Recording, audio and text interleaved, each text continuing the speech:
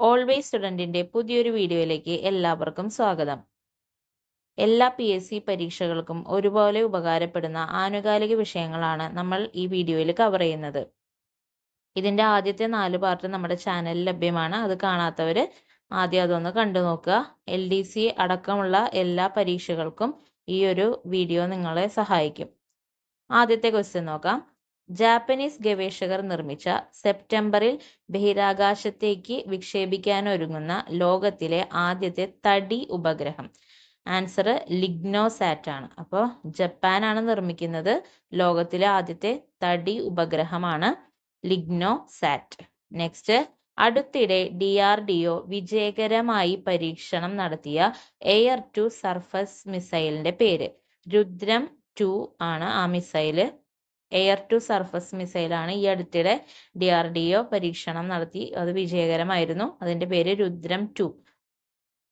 Next, carbon fibre composite material കൊണ്ട് നിർമ്മിച്ച ഇന്ത്യയിലെ ആദ്യത്തെ പ്രധാന യുദ്ധക്കപ്പൽ. Answer INS Kiltan. അതായത് കാർബൺ ഫൈബർ കോമ്പോസിറ്റ് മെറ്റീരിയൽ കൊണ്ട് നിർമ്മിച്ച ഇന്ത്യയിലെ തന്നെ ആദ്യത്തെ പ്രധാനപ്പെട്ട ഒരു യുദ്ധക്കപ്പലാണ് INS കിൽത്താൻ. നെക്സ്റ്റ്, ഒരു രാജ്യത്തിന്റെ പ്രതിശീർഷ വരുമാനവും ശരാശരി ആയുർദൈർഘ്യവും തമ്മിലുള്ള ബന്ധത്തെ ചിത്രീകരിക്കുന്ന ഗ്രാഫ്. ഈ രണ്ട് കാര്യങ്ങളും X ആക്സിസിലും Y ആക്സിസിലും വരച്ച് ഒരു ഗ്രാഫായിട്ട് ചിത്രീകരിച്ചാൽ അതിനൊരു പ്രത്യേക പേരുണ്ട്. പേര് പ്രസ്റ്റൺ കർവ് എന്നാണ്. അപ്പോൾ പ്രതിശീർഷ വരുമാനം ശരാശരി ആയുർദൈർഘ്യം തമ്മിലുള്ള ഒരു ഗ്രാഫാണ് പ്രസ്റ്റൺ കർവ് എന്ന് പറയുന്നത്. നെക്സ്റ്റ്, CSIRന്റെ പൂർണ്ണരൂപം. Answer council of scientific and industrial research. പല സ്ഥാപനങ്ങളുടെയും ഇങ്ങനെ ഷോർട്ട് ഫോം തന്ന് ഫുൾ ഫോം ചോദിക്കാറുണ്ട്. CSR പ്രധാനപ്പെട്ട ഒരു ഇന്ത്യൻ സ്ഥാപനമാണ്. അപ്പൊ അതിന്റെ ഫുൾ ഫോം നോട്ട് ചെയ്യുക. CSIR എന്ന് പറയുന്നത് council of scientific and industrial research. Next, ഇന്ത്യയിലൊടുനീളം ആക്സസ് ചെയ്യാവുന്ന മാനസിക ആരോഗ്യ സേവനങ്ങൾ നൽകുന്നതിനുള്ള ആരോഗ്യ കുടുംബക്ഷേമ മന്ത്രാലയത്തിന്റെ സംരംഭം. ആൻസർ ടെലിമനസ്. ഓക്കെ, അതായത് മാനസികാരോഗ്യ സേവനമാണ്. ഇന്ത്യയിൽ എല്ലായിടത്തും അത് ആക്സസ് ചെയ്യാം. അത് തരുന്നത് കേന്ദ്ര ആരോഗ്യ കുടുംബക്ഷേമ മന്ത്രാലയമാണ്. ആ ഒരു സംരംഭത്തിന്റെ പേര് ടെലിമനസ് എന്നാണ്. ടെലിമനസ്.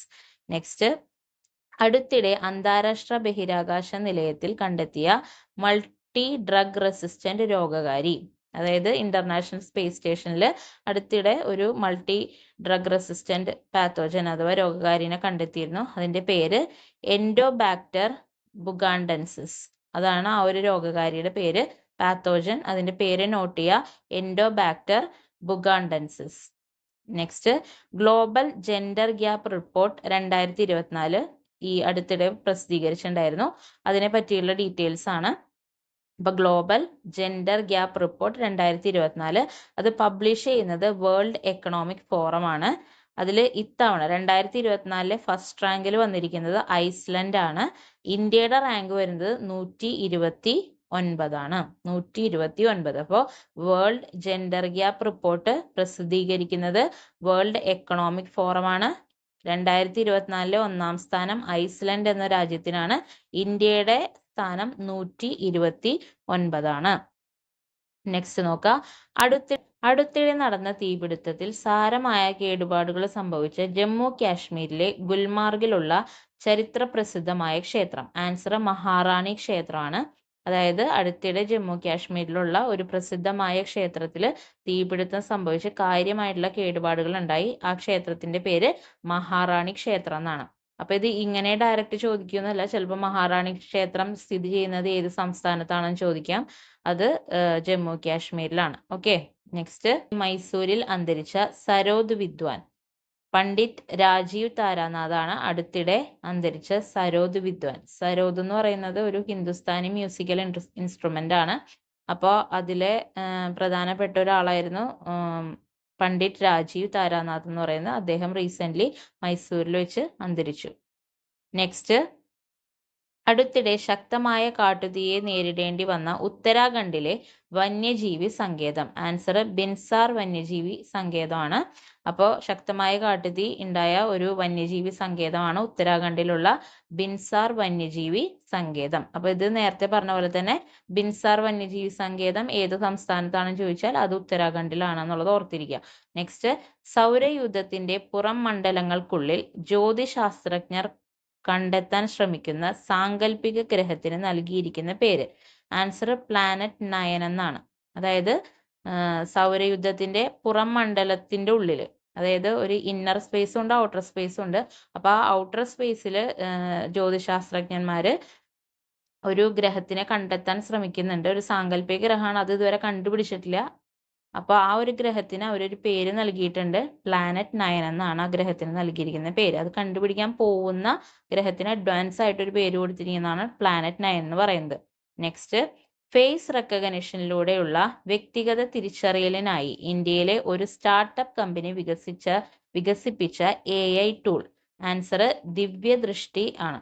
അതായത് നമ്മുടെ ഫേസ് ഉപയോഗിച്ച് ഒരാളെ തിരിച്ചറിയുക, അയാളുടെ വ്യക്തിഗത തിരിച്ചറിയൽ, അതായത് ആ ആളെ തിരിച്ചറിയാൻ വേണ്ടി ഇന്ത്യയിലെ ഒരു സ്റ്റാർട്ടപ്പ് കമ്പനി ഒരു AI ടൂള് കൊണ്ടുവന്നു. അതിന്റെ പേര് ദിവ്യദൃഷ്ടി എന്നാണ്.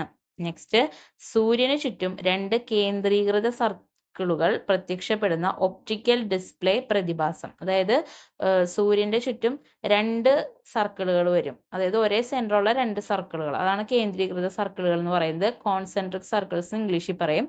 അപ്പോൾ ഇങ്ങനെയുള്ള 2 സർക്കിളുകൾ പ്രത്യക്ഷപ്പെടുന്ന ഒരു ഒപ്റ്റിക്കൽ ഡിസ്പ്ലേ പ്രതിഭാസം, അതിന്റെ പേര് ഡബിൾ സൺ ഹാലോ എന്നാണ്. Double sun halo. ഈ പ്രത്യക്ഷപ്പെടുന്ന സർക്കിളുകളെ നമുക്ക് ഹാലോ എന്ന് വിളിക്കാം. അങ്ങനെയുള്ള 2 സർക്കിളുകൾ അല്ലെങ്കിൽ 2 ഹാലോസ് പ്രത്യക്ഷപ്പെടുന്നതിനെ ഡബിൾ സൺ ഹാലോ എന്നാണ് വിളിക്കുന്നത്. നെക്സ്റ്റ്, ഗ്രാമീണ സ്ത്രീകളെ കാർഷിക വൈദഗ്ധ്യവും വിജ്ഞാനവും കൊണ്ട് സജ്ജരാക്കുന്നതിലൂടെ അവരെ ശാക്തീകരിക്കുന്നതിനായി രൂപകൽപ്പന ചെയ്ത സംരംഭം. ആൻസർ കൃഷി സഖി കൺവേർജൻസ് പ്രോഗ്രാം. അതായത് ഗ്രാമപ്രദേശങ്ങളിലുള്ള സ്ത്രീകളെ ഉദ്ദേശിച്ചുകൊണ്ടാണ് ഈ ഒരു സംരംഭം തുടങ്ങിയിരിക്കുന്നത്. അവർക്ക് കാർഷികപരമായിട്ടുള്ള സ്കിൽ ഡെവലപ്മെന്റും ഓരോ അറിവുകളൊക്കെ പകർന്നു കൊടുത്ത് അവരെ ശാക്തീകരിക്കുക എന്നുള്ളതാണ് ഈ ഒരു സംരംഭത്തിന്റെ ഉദ്ദേശം. അതിന്റെ പേര് കൃഷി സഖി കൺവേർജൻസ് പ്രോഗ്രാം എന്നാണ്. കൃഷി സഖി കൺവേർജൻസ് പ്രോഗ്രാം. അത് ഗ്രാമീണ മേഖലയിലുള്ള സ്ത്രീകളെയാണ് മെയിനായിട്ട് ഫോക്കസ് ചെയ്യുന്നുള്ളത് ഓർത്തിരിക്കാം. നെക്സ്റ്റ്, ലോക അഭയാർത്ഥി ദിനം. ലോക അഭയാർത്ഥി ദിനം ജൂൺ 20 ലോക അഭയാർത്ഥി ദിനം, world refugee day. Answer June 20 അതിന്റെ 2024 പ്രമേയം വരുന്നത് for a world where refugees are welcomed. അതാണ് 2024 പ്രമേയം. ഇപ്പൊ റീസെന്റ് ആയിട്ട് പല രാജ്യങ്ങളിലും ഉണ്ടാകുന്ന യുദ്ധങ്ങൾ കാരണം ഒരുപാട് റെഫ്യൂജീസ് ലോകമെമ്പാടും ഉണ്ടാവുന്നുണ്ട്. അപ്പൊ ഈ ഒരു ദിനത്തിനും അതിന്റെ 2024 പ്രമേയത്തിനും വളരെയധികം പ്രാധാന്യമുണ്ട്. അപ്പൊ അതെന്തായാലും നോട്ട് ചെയ്യുക. 2024 ലോക അഭയാർത്ഥി ദിനത്തിന്റെ പ്രമേയം for a world where refugees are welcomed എന്നുള്ളതാണ്. നെക്സ്റ്റ്, 2024 ഓഗസ്റ്റിൽ ഇന്ത്യൻ എയർഫോഴ്സ് നടത്തുന്ന ഇന്ത്യയുടെ ആദ്യത്തെ മൾട്ടിനാഷണൽ എയർ എക്സർസൈസ്. ആൻസർ വരുന്നത് തരംഗ് ശക്തി എന്നാണ്. അതായത് ഉദ്ദേശിച്ചത് ഇന്ത്യ ആദ്യമായിട്ട് നടത്തുന്ന, ഒരുപാട് രാജ്യങ്ങളെ സംഘടിപ്പിച്ചുകൊണ്ട് നടത്തുന്ന ഒരു മൾട്ടിനാഷണൽ എയർ എക്സർസൈസ് ആണ് ഉദ്ദേശിക്കുന്നത്. അപ്പൊ അതിന്റെ ആൻസർ വരുന്നത്, ആ ഒരു എക്സസൈസിന്റെ പേര് തരംഗ് ശക്തി എക്സസൈസ് എന്നാണ്. 2024 ഓഗസ്റ്റിലാണ് നടക്കാൻ പോകുന്നത്. ഇന്ത്യൻ എയർഫോഴ്സ് ആണ് അത് കോർഡിനേറ്റ് ചെയ്യുന്നത്. ഓക്കെ, നെക്സ്റ്റ്, 5-ാം നൂറ്റാണ്ടിന്റെ തുടക്കത്തിൽ ബീഹാറിലെ ഗുപ്ത രാജവംശത്തിലെ കുമാരഗുപ്ത ഒന്നാമൻ സ്ഥാപിച്ച സർവകലാശാല ഏത്? ആൻസർ നളന്ദ സർവകലാശാലയാണ്. ഇതിന് ഇപ്പൊ ഈ ഒരു ന്യൂസ് വരാൻ കാരണം റീസെന്റ് ആയിട്ട് ഈ പണ്ടത്തെ നളന്ദ സർവകലാശാലയുടെ അവശിഷ്ടങ്ങൾ കണ്ടെടുത്ത ഭാഗത്ത് പുതിയൊരു യൂണിവേഴ്സിറ്റി പണിതിട്ട് നമ്മുടെ പ്രധാനമന്ത്രി നരേന്ദ്രമോദി അതിന്റെ ഉദ്ഘാടനം നടത്തിയിരുന്നു. അതുകൊണ്ട് ഇത് റീസെന്റ് വന്നൊരു ന്യൂസ് ആണ്. അപ്പൊ ഇതിന്റെ ഒരു ഹിസ്റ്ററി എന്നുള്ള രീതിയിൽ ഇത്രയും കാര്യങ്ങൾ അറിഞ്ഞിരിക്കുക. 5-ാം നൂറ്റാണ്ടിന്റെ തുടക്കത്തിൽ ബീഹാറിലെ ഗുപ്ത രാജവംശത്തിലെ കുമാരഗുപ്ത ഒന്നാമനാണ് ഈ നളന്ദ സർവകലാശാല സ്ഥാപിച്ചത്. അപ്പൊ ഇത്രയും ഡീറ്റെയിൽസ് ഈ ഒരു ക്വസ്റ്റ്യനിൽ നിങ്ങൾക്ക് കിട്ടും. അപ്പൊ അത് ബീഹാറിലാണ് സ്ഥിതി ചെയ്യുന്നത് മനസ്സിലാക്കുക. 5-ാം നൂറ്റാണ്ടിന്റെ തുടക്കത്തിലാണ് അത് സ്ഥാപിതമായത്. സ്ഥാപിച്ച രാജാവ് ഗുപ്ത രാജവംശത്തിലെ കുമാരഗുപ്ത ഒന്നാമനാണ്. ഇത്രയും ഡീറ്റെയിൽസ് ഇതിൽ നിന്ന് കിട്ടും. നളന്ദ സർവകലാശാല ഒരു റീസെന്റ് ടോപ്പിക്കാണ് റെലവെന്റ് ആയിട്ടുള്ളത്. അപ്പൊ അത് നോട്ട് ചെയ്യാം. നെക്സ്റ്റ്, മറ്റ് റിസർവുകളിൽ നിന്ന് അധിക കടുവകളെ കൊണ്ടുവന്ന് കടുവകളുടെ എണ്ണം വർദ്ധിപ്പിക്കാനുള്ള ശ്രമങ്ങൾ നടക്കുന്ന ജാർഖണ്ഡിലെ കടുവ സങ്കേതം. ആൻസർ പലാമു ടൈഗർ റിസർവ് ആണ്. അപ്പൊ ജാർഖണ്ഡിലുള്ളൊരു കടുവ സങ്കേതമാണ് പലാമു ടൈഗർ റിസർവ്. അവിടെ കടുവകളുടെ എണ്ണം വളരെയധികം കുറഞ്ഞു വരുന്നതുകൊണ്ട് വേറെ സങ്കേതങ്ങളിൽ നിന്ന് അല്ലെങ്കിൽ മറ്റ് റിസർവുകളിൽ നിന്ന് കൂടുതൽ കടുവകളെ ഇവിടെ കൊണ്ടുവന്നിട്ട് കടുവകളുടെ എണ്ണം വർദ്ധിപ്പിക്കാനായിട്ടൊരു ശ്രമം നടക്കുന്നുണ്ട്. ആ ഒരു കടുവ സങ്കേതം പലാമു ടൈഗർ റിസർവ് ആണ്. നെക്സ്റ്റ്, ഈഡിസ് ആൽബോപിക്ടസ് കൊതുകുകൾ പരത്തുന്ന മാരകമായ വൈറൽ രോഗം. ഈഡിസ് ആൽബോപിക്ടസ് കൊതുകുകൾ പരത്തുന്ന മാരകമായ വൈറൽ രോഗമാണ് മഞ്ഞപ്പനി അഥവാ യെല്ലോ ഫീവർ. മഞ്ഞപ്പനി അഥവാ യെല്ലോ ഫീവർ. അപ്പൊ മഞ്ഞപ്പനി പരത്തുന്ന കൊതുക് ഏത് ഇനമാണെന്നുള്ളത് നോട്ട് ചെയ്യുക. Aedes albopictus. ഓക്കെ, അപ്പൊ ഇത്രയാണ് ഈ ഒരു വീഡിയോയിൽ നമ്മൾ ഇന്ന് കവർ ചെയ്യുന്നത്. എല്ലാവർക്കും ഈ ഒരു വീഡിയോ ഹെൽപ്ഫുൾ ആയെന്ന് കരുതുന്നു. ബാക്കിയുള്ള ഇതിന്റെ ആദ്യത്തെ പാർട്സ് ഒക്കെ കണ്ടു നോക്കുക. അപ്പോൾ എല്ലാവർക്കും താങ്ക്സ് ഫോർ വാച്ചിങ്.